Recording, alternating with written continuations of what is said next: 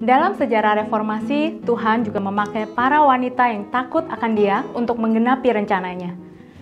Salah satunya adalah Catherine Willoughby. Dia lahir di dalam keluarga bangsawan Inggris yang memiliki relasi yang dekat dengan kerajaan. Orang tuanya mendidik dia dengan ajaran Katolik yang ketat. Catherine adalah seorang wanita yang cerdas, cantik, jujur, dan tegas dalam berbicara. Koneksi yang kuat pada kekuasaan politik dan status sosial yang dimilikinya, serta komitmen pada reformasi gereja, menempatkan Catherine di pusat perkembangan politik dan kekristenan pada masa itu. Wanita ini lahir di Suffolk, Inggris pada tahun 1519. Ketika Catherine masih kecil, ayahnya meninggal dunia, dan dia mewarisi banyak kekayaan dari ayahnya. Charles Brandon, adik ipar Raja Henry ke-8, memberi hak wali Catherine ketika ia berusia 9 tahun. Charles dan istrinya Marie Tudor adalah penganut konservatif Katolik Roma. Awalnya Catherine dipersiapkan untuk menjadi istri dari Henry Brandon, anak dari Charles.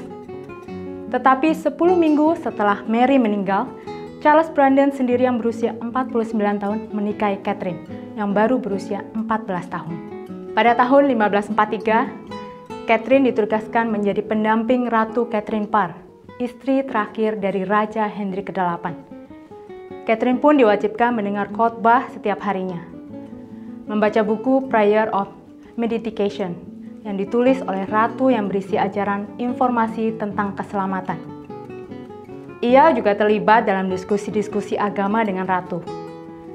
Dari sinilah iman Catherine diperbarui, dan pada pertengahan 1540, Catherine meyakini bahwa Alkitab adalah otoritas tertinggi dan pembenaran hanya oleh iman saja. Ia memperoleh Tyndale New Testament, edisi cetak Alkitab pertama dalam bahasa Inggris, dan secara terang-terangan mengkritik Katolik Roma. Setelah kematian suaminya, Charles Brandon di tahun 1545, Catherine semakin terbuka menyatakan iman Kristennya secara publik. Catherine juga kehilangan kedua putranya di hari yang sama pada tahun 1551 akibat sweating sickness yang melanda Inggris pada waktu itu. Di tengah kedukaannya kehilangan anak dan suaminya, Catherine tetap mengakui bahwa Allah itu baik. Sebagai salah satu wanita terkaya di Inggris, Catherine menggunakan kekayaannya untuk mendukung gerakan reformasi. Ia menyediakan Alkitab untuk setiap gereja di Lincolnshire. Dia menjadi pelindung dan pendukung para reformator termasuk Youth Latimer, yang memberikan pengaruh besar bagi hidup kerohanian Catherine. Catherine juga menolong pengungsi Protestan dari Eropa. Catherine menggunakan koneksi politiknya untuk mendapatkan surat jaminan yang memperbolehkan mereka membangun gereja yang diakui secara legal. Catherine menikah dengan pengawalnya bernama Richard Bertie dan mereka saling mencintai.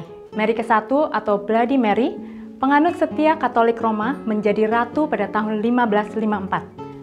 Catherine dan Richard berada dalam bahaya penganiayaan oleh karena kepercayaan reform mereka.